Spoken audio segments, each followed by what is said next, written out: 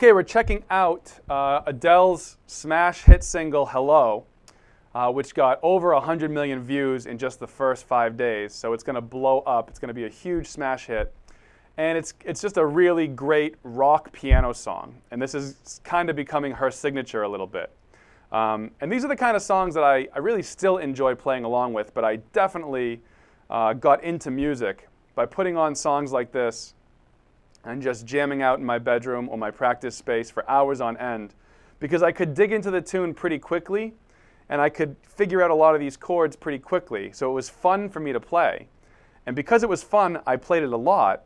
And as a result, I didn't realize it at the time, but I was focusing on a lot of things that are important, a lot of important elements in music, such as this idea of groove and time and rhythm, all very important concepts. And I was getting practice on those concepts, on those elements, because I was playing with the recording over and over and over and over again, just hours of playing along with these recordings.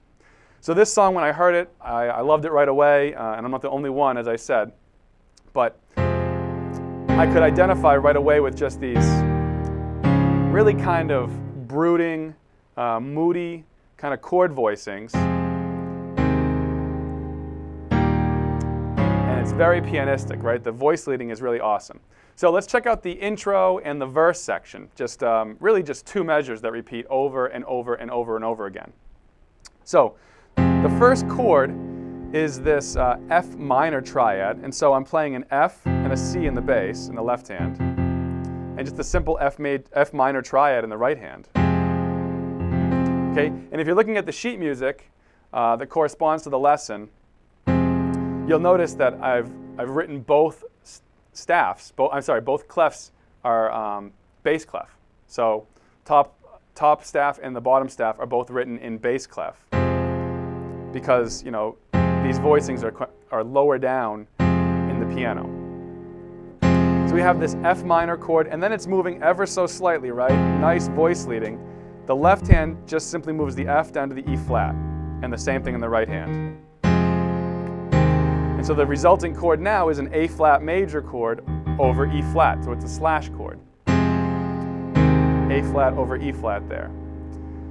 Now again, we're going to move just slightly. We're going to play this E flat major triad. So the left hand is just playing E flat and B flat, right hand is playing E flat major triad. So far we have. And the last chord in this cycle is just a D flat major triad. Left hand is playing now D flat and A flat.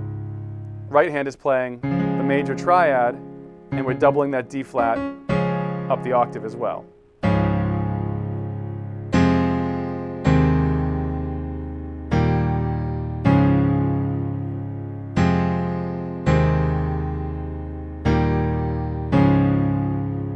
All right? And so rhythmically, what's going on here is 1 and 2 and 3 and 4 and 1 and 2 and 3 and 4 and 1 and 2 and 3 and 4 and 1 and 2 and 3 and 4 and. So we're playing on beat 1 and then playing the next chord on the and of 2. 1 and 2 and 3 and 4 and. We're holding that second chord for the rest of the measure. We're doing the exact same rhythm in the second measure. 1 and 2 and 3 and 4 and. Okay, so that cycle, that chord cycle, repeats over and over and over again. And that's the basis for the entire verse. So one of the ways that I would practice this is first just to get these chords under my fingers. Make sure I can kind of smoothly transition from one chord to the next. And it shouldn't be too hard because it's a fairly slow tempo. 1,